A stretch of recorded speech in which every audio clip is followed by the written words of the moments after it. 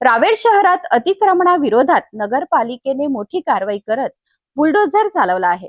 अनेक वर्षापासून रस्त्यांवर पसरलेल्या अतिक्रमणामुळे वाहतुकीला अडथळा निर्माण झाला होता. अखेर नोटीस देऊनही अतिक्रमण न हटवल्याने पालिकेने जेसीबीच्या साहाय्याने कारवाई करत रस्ते मोकळे केले. या कारवाईनंतर नागरिकांनी समाधान व्यक्त केले, तर काही व्यापाऱ्यांनी नाराजी व्यक्त केली.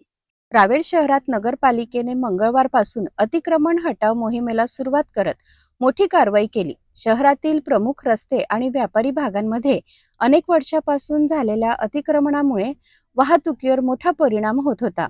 वाहनधारकांसह पादचाऱ्यांनाही दररोज अडचणीचा सामना करावा लागत होता.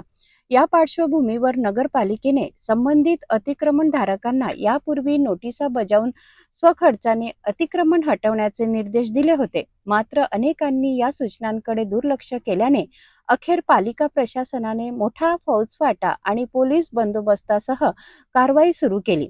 रेल्वे स्टेशन रोड ते आंबेडकर चौक या मुख्य मार्गावर जेसीबीच्या साहाय्याने अतिक्रमण हटवण्यात आले. अनेक व्यावसायिकांनी दुकानदाराचे साहित्य, फलक आणि फ्लॅक्स थेट रस्त्यापर्यंत लावल्याने रस्ते अरुंद झाले होते.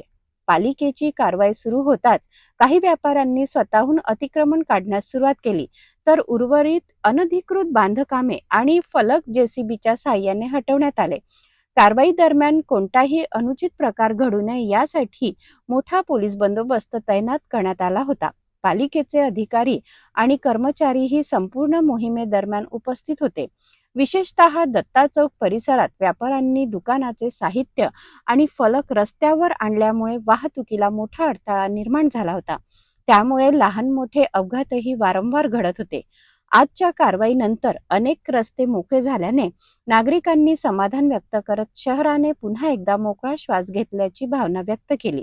मात्र दुसरीकडे काही व्यापाऱ्यांनी पालिका प्रशासनाच्या कारवाईबाबत नाराजी व्यक्त केली. तरीही शहरातील वाहतूक सुरळीत करण्यासाठी आणि नागरिकांच्या सुरक्षिततेच्या दृष्टीने अतिक्रमण हटाव मोहीम पुढील काळातही सुरू राहणार असल्याचे पालिका प्रशासनाने स्पष्ट केले आहे. रावेरमध्ये झालेल्या या अतिक्रमण हटाव कारवाईनंतर शहरातील मुख्य रस्ते पुन्हा मोकळे झाले आहेत. नागरिकांनी या निर्णयाचे स्वागत केले असले तरी काही व्यापाऱ्यांनी कारवाईवर आक्षेप घेतला आहे.